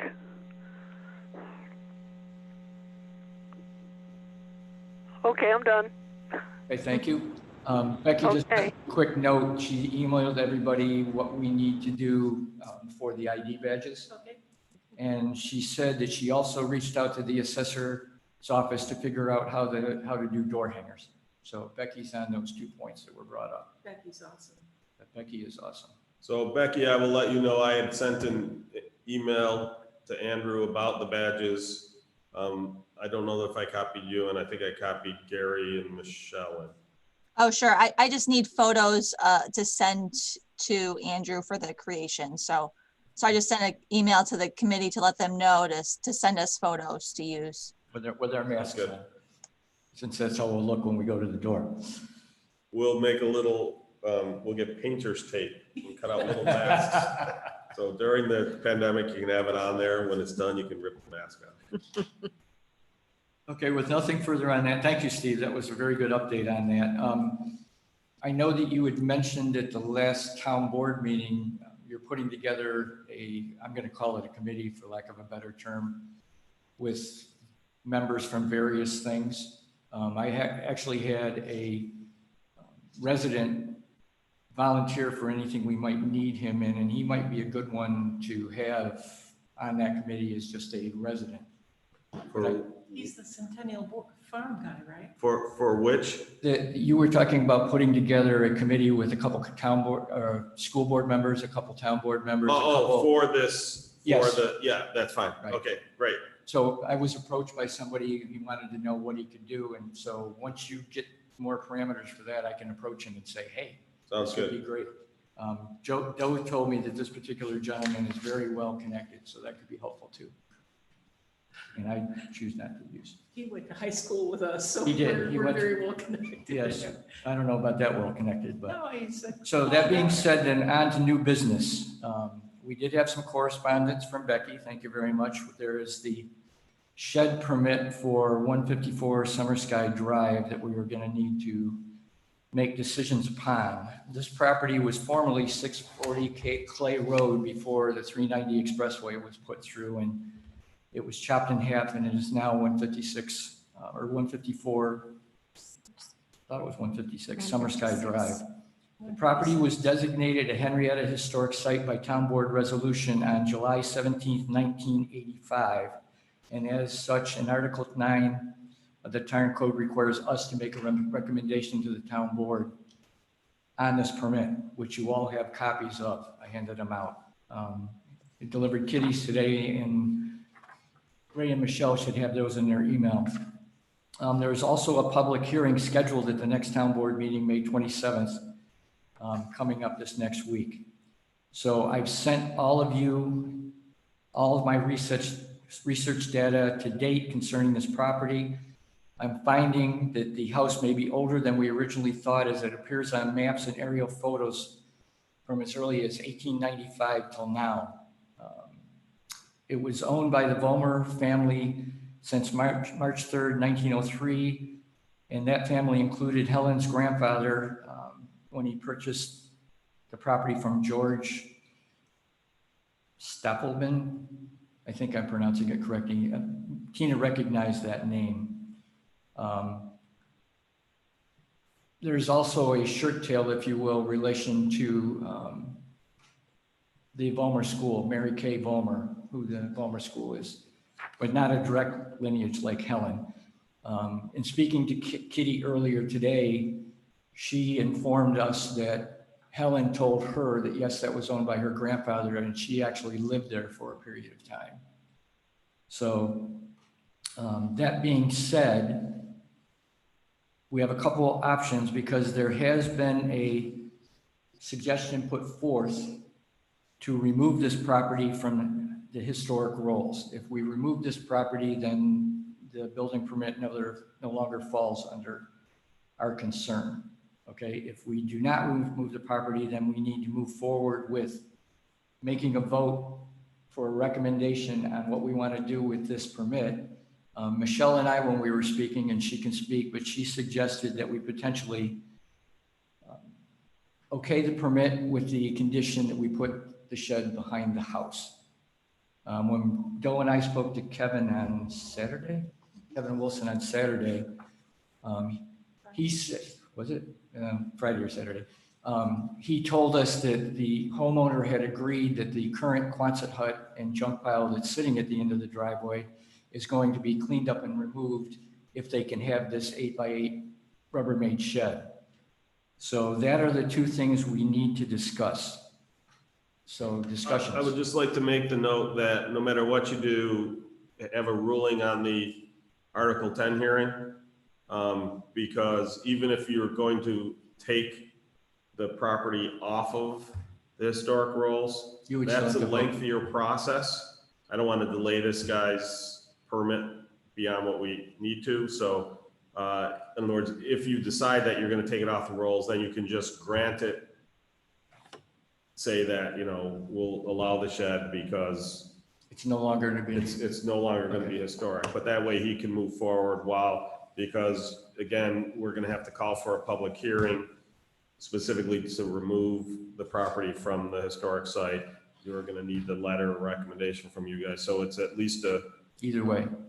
Well, my point is it's a meeting or two away from removing it if that's the path you decide to go. Whereas tonight you could make the decision and therefore next Wednesday he could have his Article 10 vote as far as after the public hearing. Having the shed, after the public hearing. Right. So how can we condition the shed be moved behind the house? It's a movable shed. It has no foundation. That was There's no code enforcement that's going to go out there and say, oh, look, you moved your shed back over where it's visible from the road. Behind the house, it's visible from Highland Drive. In the driveway, it's visible from Summer Sky. I have no problem with this house staying on the, just so everybody understands, I have no problem with the house staying on the historic site listings. I don't think that if the owner had come forward, if that weren't a listed house, and the owner of that house came forward now and said, I'd like to be on the historic site, I don't think it would be approved. So I just wonder how we maintain the integrity of a historic site listing when it also sets a precedent for other, the ways other houses are treated in the town and code enforcement treats houses and whatever. Yeah, the house from the pictures I have seen from the past and from what Kitty was telling me today. Okay, Michelle, 1 second. There has been structural changes made to the house. I don't know if they were prior to it being designated or not. They were prior. It's on the, and there was a building permit approved by the town. Okay. But prior to the designation. Do we know what the date was in Enclosed that? porch, where they pushed. No, do we know the date? I'm just curious. I think it happened under Rizzo. Okay. So there have been changes made, so that could impact whether we decide to keep it on or not. So Michelle would like in on this discussion. So Michelle? I just don't understand why they're allowed to have that much garbage outside of their house without the town going in and finding them. I mean, whether it's a historic house or it's not a historic house, why are we allowing properties to look that way? It does not make sense to me. You know, we find people for having RVs in their driveway and whatever. That amount of debris, as an insurance agent, my company would non-renew them. Why are we not doing something actively as a town to not let this happen? Because it doesn't make our town look good. So the real answer to that is because as a general rule, we have 1.5 code enforcement officers, right? We do not drive around town looking for violations. If no neighbors ever call in and say, hey, we've got this, my neighbor's house has a whole bunch of garbage in it. We may never know about it. And therefore it never gets called in. It never gets acted upon. That's the honest answer where it comes down to. And apparently that person's neighbors haven't raised an issue about it. But so Steve, you go down East Henrietta Road. I know I'm going off on a tangent now, but you go down East Henrietta Road and all of those, so you're heading away from the town to the expressway. all of those houses across from Good Shepherd Church, it looks like it's an encampment. I don't understand how we're allowing that to happen. So right now, the Office of Court Administration has town courts closed. So I will be honest, the town code is not great in terms of enforcing property cleanup. One only need go to some of our problem homes. And I'll probably get yelled at for naming one of them, but 50 Faircrest is a perfect example. It's a nightmare. I have a stack of citations an inch thick. I have one at the end of my street, by the way. What's that? I have one at the end of my street. It's Cascade. It's a rental property. I'm sure you know it. And there's a number of them that we are constantly citing, but I mean, just so people understand, in order for anything to happen, we need a judge's ruling. We need a judge to say, yes, this is in violation. It's not as simple as we go in, we cite them. If they don't fix it, they're fined. It's not that simple, unfortunately. They have so many days to correct. They have a whole bunch of stuff. They plead all kinds of hardships to the judges. There was not, I want to be careful because it starts to get, I'll call it political, although it's not party based. I was not a fan of the way the town justices were handling the cases. We had this big, long, for 18 months, we built up a case against one property and it was essentially all flushed down the toilet by a judge. And it wasn't for reasons of, oh, you collected this stuff improperly. It wasn't anything like that. It was, they gave the property owner 90 days to get it to us, get it corrected. And there wasn't enough stuff in there that, okay, they met the code. They were now technically in compliance with the town code. So the entire stack of citations were thrown away. And of course, 3 to 5 months later, the place is a sty again. And so now we have to start all over, building our case all over again. So hopefully that's changed and we've got more of a commitment towards dealing with these problematic property owners. Michelle, if I can interrupt for a moment. And then come back if you would have a follow-up. These are all very good points, but this is not the issue at hand. That could be brought up at the public hearing next week with the town board, the things that you're talking about. But you know what, Gary, it circles back to what we are talking about. It's not just the historic ones, but it's, if we're allowing the other stuff on the periphery to happen, then the people that are historic can say, well, you allow it over there. And when you look at the city doesn't put up with this nonsense. So can we look at how the city handles it so that maybe we can handle it that way in our purview? And I'm in agreement with that. I just that's something we can look at moving forward. I'd like to just be able to finish the vote on this particular issue. I would make a motion that we allow the guy to have his. Wait a minute, shed. Kitty. Oh. Kitty. Hello? Hi there. Did you want to make comment on this? Well, I know of quite a few houses that are really in bad repair, and I know the people can't fix it. This woman is in dire straits. I don't know. You'd have to find out, just what the problem is.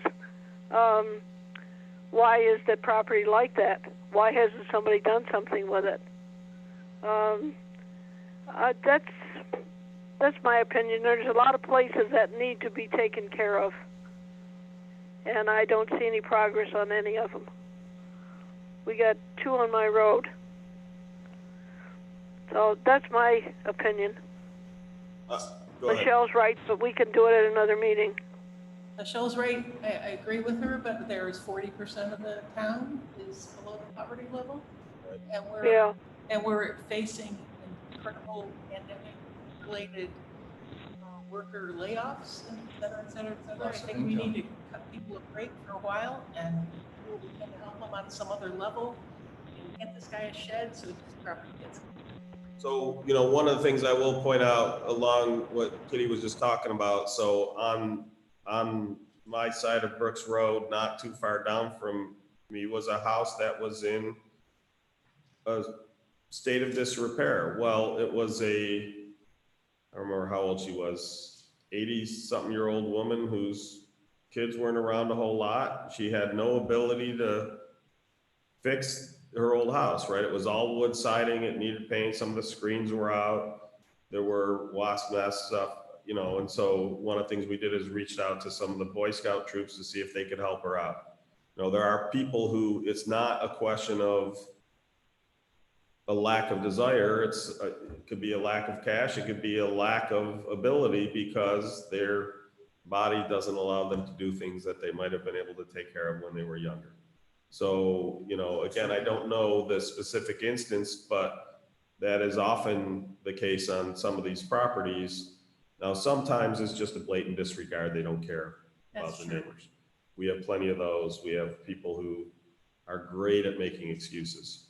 But for quite often, it's not for lack of trying. It's for a lack of the ability to do something about it. And so that gets into, you know, we try to be compassionate about that, but code is code and it doesn't have a clause in there, well, what if they can't take care of it, right? So, you know, when we've come across those scenarios, we do try to find people who are willing to help out and help them get up to code compliance.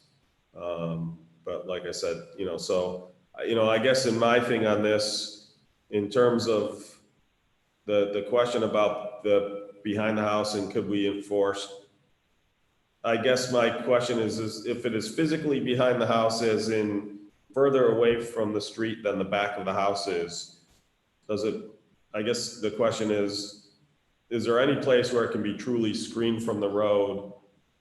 And if not, then being at the end of the driveway where it's probably going to be easier for them to get stuff in and out and therefore improve the chance that their junk stays inside the new rubber shed instead of being junk in the yard, are you not better off letting them choose that location based off of what gives them the greatest chance of success of keeping the property better upkept? I brought photographs of the house from various angles, from drive-by angles. You're going to see the shed no matter what, but it's going to be such an improvement over that plastic Quonset mess that's there now. And plus, it's a movable shed. Right. So what are we going to go over there every week and say move it back? I mean, it's silly. Well, like I said, I think whatever option keeps it physically further away from the road than the back of the house, but you know, whatever option is going to give the best chance of compliance of keeping that property neat, in my opinion, is the route you might want to go, just because again, if you push for the perfect solution, for lack of a better way to describe it, it might mean that it doesn't happen because, oh, it's a pain in the butt because now whenever it's, you know, my yard is muddy, I'm not going to tramp in and out of that shed away from the driveway, blah, blah, blah. You know, just something to keep in mind that there is, if it's in a more convenient location, it's a better chance it gets used and the stuff stays inside of it instead of out in the yard looking, you know, bringing down the appearance of the whole property. So I guess here's my confusion. I thought you didn't have to file for a permit if you had a movable shed. I thought it had to be on a foundation.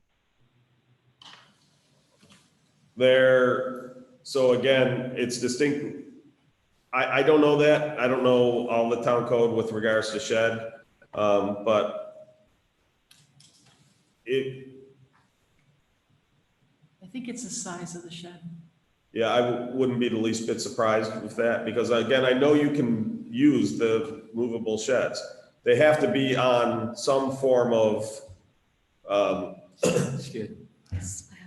like whether it's a driveway or gravel, they have to be on some kind of base. And they have to, I believe they have to be augered in of some sort. I mean, that's what Kevin told Gary and me on Friday, was that they just have to be tied down for, but Right. not on any kind of permanent Yeah, foundation. they don't, at that size, I don't think they have to be Right. set in concrete, for instance. Well, I think That honestly, I have no problem with it. I really thought it was going to be a permanently, set in shed. Because to me, when you go to the town, it's usually because you have footers and stuff. If you get it, when you go to a particular size shed, so like one that could house a tractor, for instance, when you start to get to that size, it starts to become a auxiliary structure more than just a portable shed. Is there any more discussion on this? Kitty, Ray? Nothing from me. Okay, that being said, can I get a motion to approve the shed permit? It's an addendum that the shed be placed behind the house, out of view as much as possible. Gary, honestly, I don't think that much matters after the last conversation with it not being permanent. I don't know that for me anyways, I don't need that to do with it. we should let him put it where they used to be. What we could define behind the house doesn't mean, in other words, further away from the street than the back of the house. Right. The distance from the street back, it can't be alongside the edge of the house, is what I was mentioning. Perfect. So that being said, can I get a motion to approve that? Motion to approve. Can I get a second? Yes. Okay, I got 2 seconds. Got a third. So with that being said, I'm going to take a vote on approval of this motion. Joe? Aye. Doe? Aye. Anita? Aye. Ray? Aye. Kitty? Aye. Michelle? Aye. My vote is aye. The motion to approve this permit with the stipulation that it is placed at a distance beyond the back edge of the house is approved. And a letter will be generated to the town board for this next town board meeting. So that being said, we've already, you want more about this? No, I just want to discuss the fact that,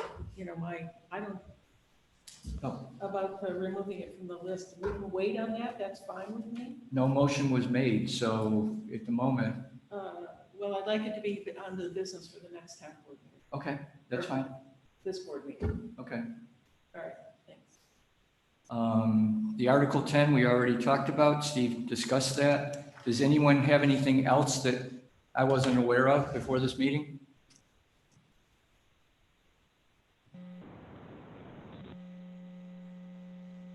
That being said, I move to adjourn this meeting at 8:40, I believe it is. Meeting adjourned.